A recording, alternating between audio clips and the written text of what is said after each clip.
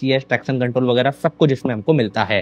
Quick shifter, कम budget में एक best fairing sport bike की तलाश है तो भाई इससे बेहतर इंडियन मार्केट में कुछ हो ही नहीं सकता। मैं बात कर रहा हूँ यामाहा की R15 की, और ये इसका V4 रेसिंग ब्लू एडिशन है।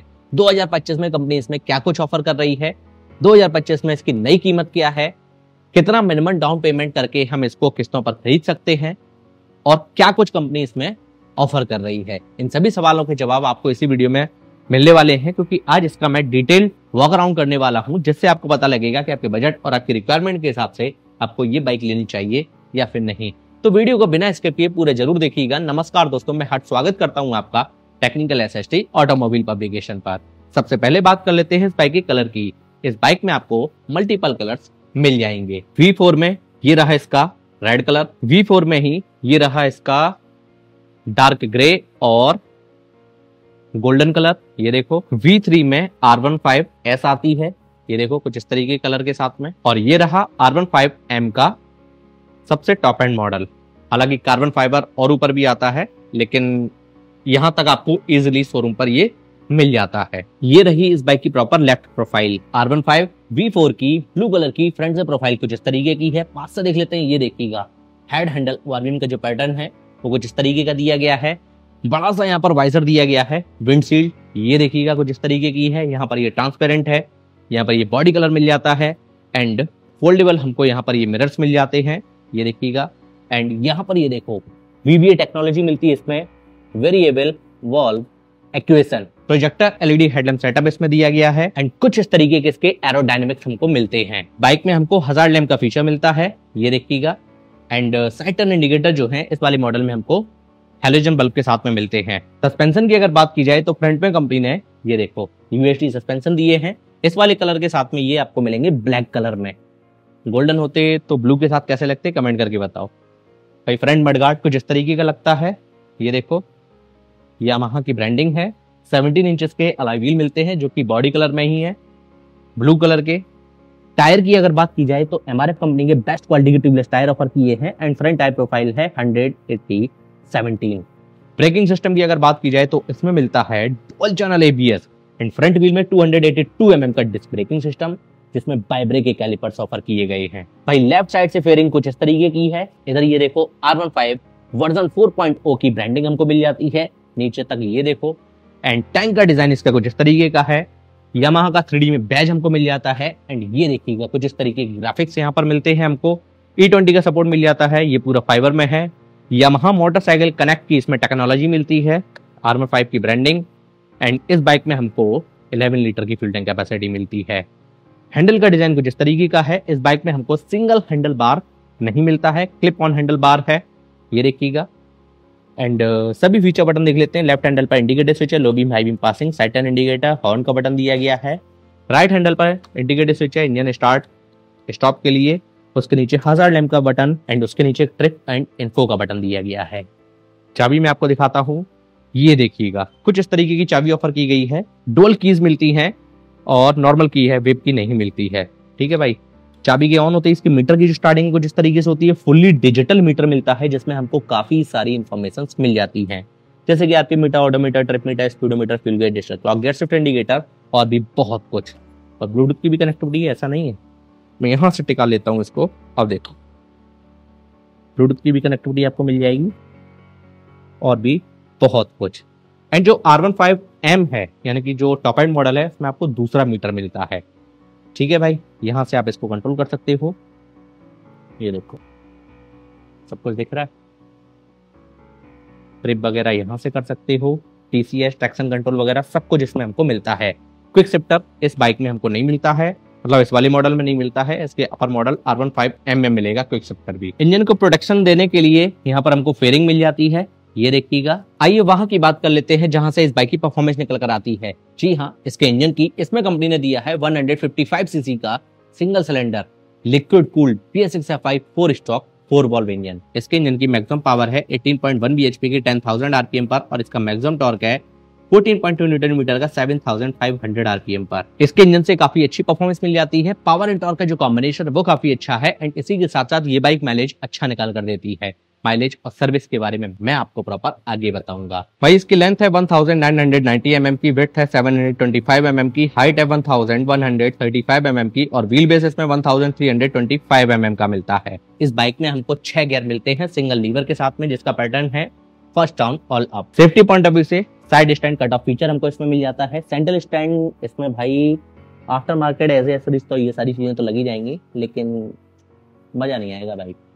Rider footpad auto and fold के साथ में है, जो कि एल्यूमिनियम में है, अच्छी बिल्ड क्वालिटी के साथ में है। साइड पैनल ये देखो कुछ इस तरीके का है।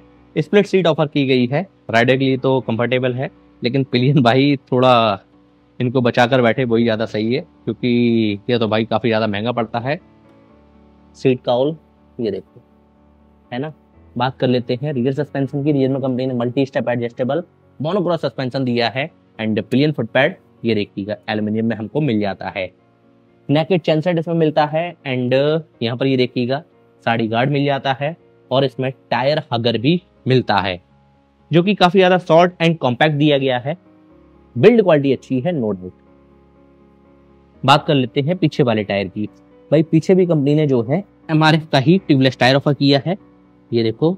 एंड रियर टायर प्रोफाइल क्या है वो देख लो, 140 70 R17, ठीक है भाई, यानी कि रियर में रेडियल टायर हमको इसमें मिलता है। R15 की रियर से प्रोफाइल कुछ इस तरीके की है। टेल लाइट LED में है, ये देखो लंबी वाली।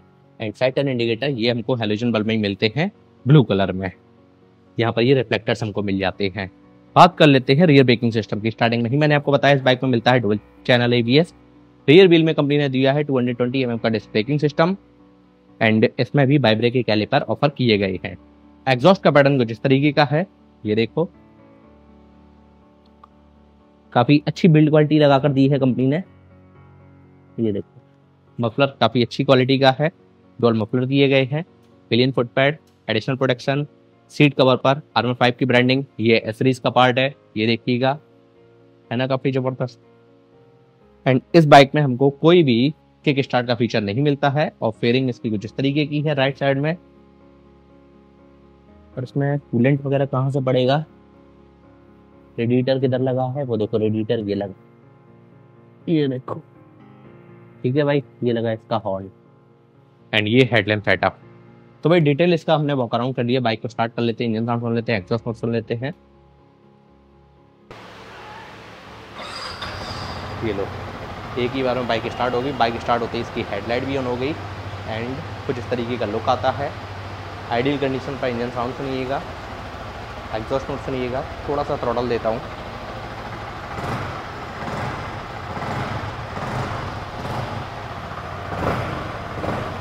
Engine kill switch.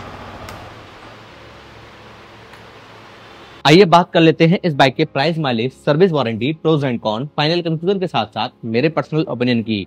Yamaha company अपनी इस नई बाइक पर आपको 2 साल 30,000 किलोमीटर तक की स्टैंडर्ड वारंटी देती है। लेकिन कॉन्ग्रेचुलेशन यामाहा, क्यों? क्योंकि यामाहा को 40 इयर्स कंप्लीट हो गए हैं। इस वजह से आप ये वारंटी का मजा जो है वो 10 सालों तक ले सकते हैं। इसके लिए आप शोरूम पर कॉन्टेक्ट करिएगा।